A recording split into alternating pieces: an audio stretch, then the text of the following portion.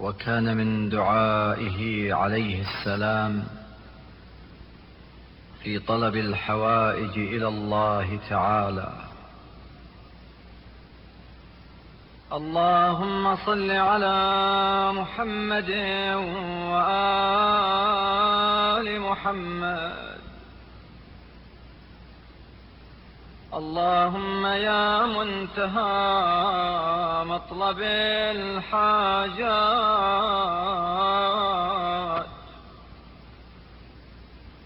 ويا من عنده نيل الطلبات، ويا من لا يبيع نعمه بالأثمان،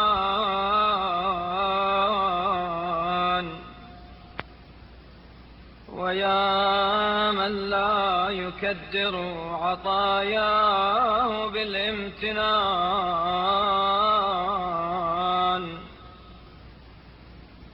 ويا من يستغنى به ولا يستغنى عنه،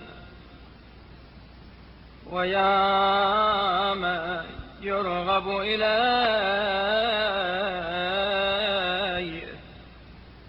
ولا يرغب عنه،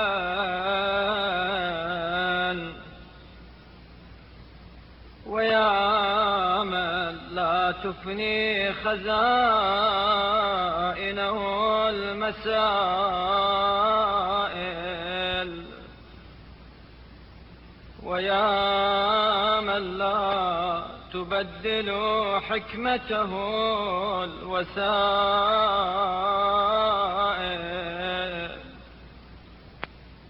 ويا من لا تنقطع عنه حوائج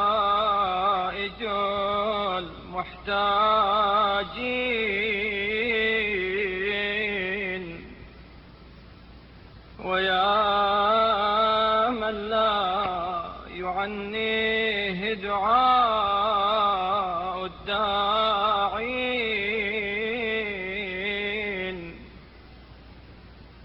تمدحت بالغناء عن خلقك، وأنت أهل الغنى عنهم، ونسبتهم إلى الفقر وهم أهل الفقر إليك. فمن حاول سد خلته من عندك، ورام صرف الفقر عن نفسه بك،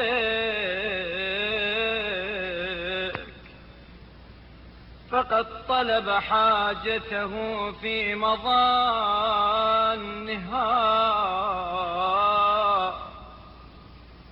وأتى طلبته من وجهها.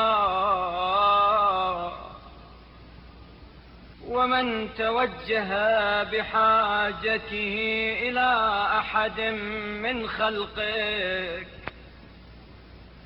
أو جعله سبب نجحها دونك،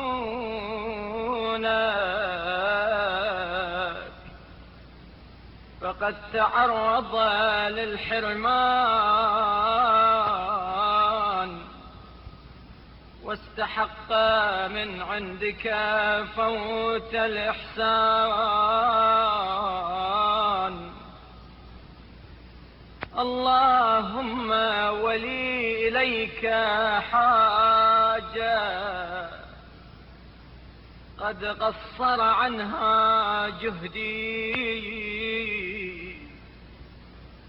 وتقطعت دونها حيلي، وسولت لي نفسي رفعها إلى من يرفع حوائجه إليك،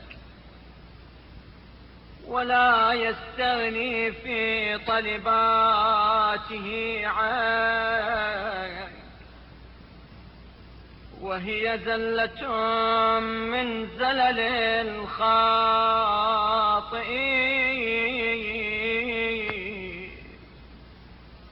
وعثرة من عثرات المذنبين.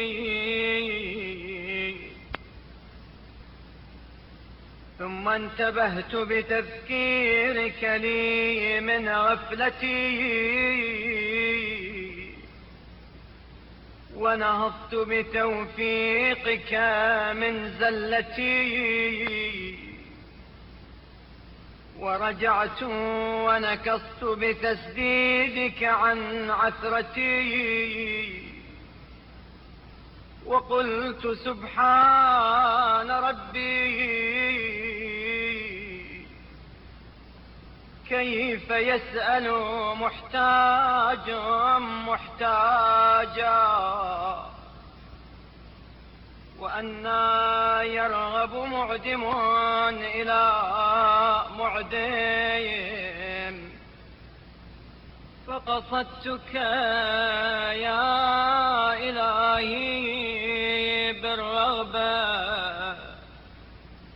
وأوفدت عليك رجائي بالثقة بك، وعلمت أن كثير ما أسألك يسير في وجدك، وأن خطير ما أستوهبك حقيرا في وسعك، وأن كرمك لا يضيق عن سؤال أحد، وأن يدك بالعطايا أعلى من كل يد. اللهم فصل على محمد وآله، واحملني بكرمك على التفضل، ولا تحملني بعدلك على الاستحقاق. فما أنا بأول راغب رغب إليك فأعطيته، وهو يستحق المنع، ولا بأول سائل سأل فأفضلت عليه، وهو يستوجب الحرمان.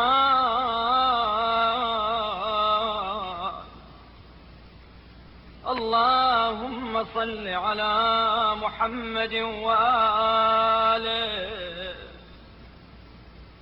وكل دعائي مجيبا،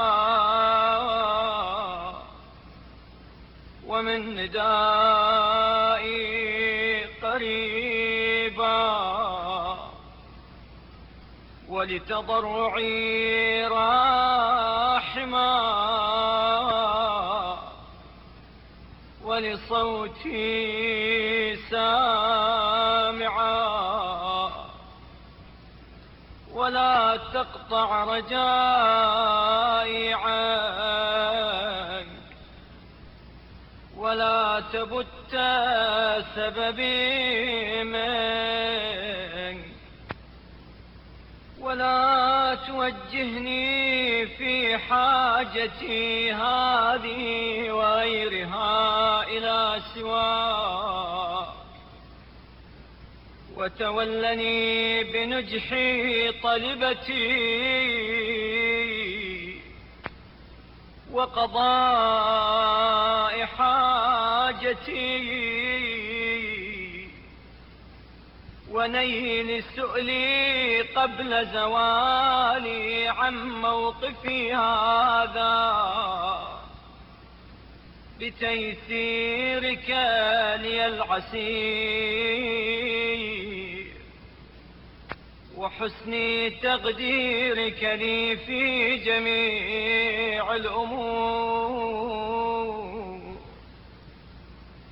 وصل على محمد وآله صلاة دائمة نامية لا انقطاع لأبدها ولا منتهى لأمدها. واجعل ذلك عونا لي وسببا لنجاح طلبتي.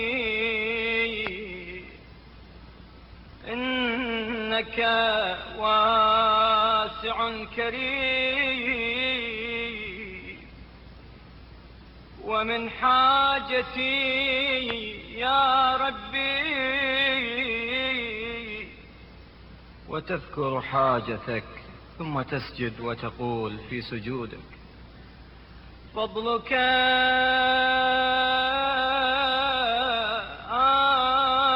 آنسني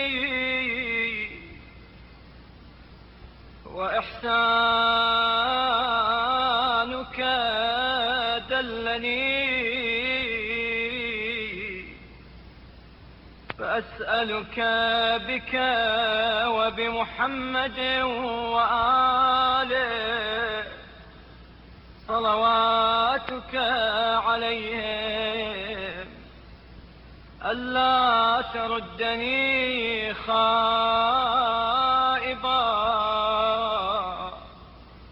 برحمتك